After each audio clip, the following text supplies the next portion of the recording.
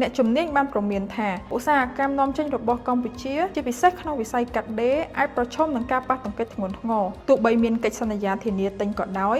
តម្រូវការទៀតក៏នៅតែអាចកើតឡើងដោយសារការចំណាយកើនឡើងសម្រាប់អ្នកទិញនៅអាមេរិកកាលពីថ្ងៃទី3ខែមេសាឆ្នាំ2025សហរដ្ឋអាមេរិកបានដាក់ពន្ធ 49% លើការនាំចេញរបស់កម្ពុជាលោក Casey Bennett ប្រធានសភាពាណិជ្ជកម្មអាមេរិកមានប្រសាសន៍ថាការដំឡើងពន្ធអាចបង្កឲ្យមានវិបត្តិសេដ្ឋកិច្ចធ្ងន់ធ្ងរ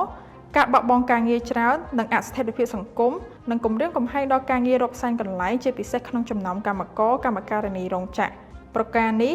អាចជះឥទ្ធិពលយ៉ាងខ្លាំងដូចគ្នាដែរលើអ្នកធ្វើការក្នុងវិស័យសេដ្ឋកិច្ចក្រៅប្រព័ន្ធដែលពឹងផ្អែកលើឧស្សាហកម្មកាត់ដេរដើម្បីរកប្រាក់ចំណូលជាមួយគ្នាផងដែរនាយករដ្ឋមន្ត្រីហ៊ុនម៉ាណែតបានប្រកាសថាកម្ពុជានឹងកាត់បន្ថយពន្ធនាំចូលលើផលិតផលអាមេរិកចំនួន19ប្រភេទពីអត្រាភ្ជាប់អតិផរណា 35% ចុះមកអត្រាអនុវត្ត 5% ដើម្បីជំរុញការនាំចូល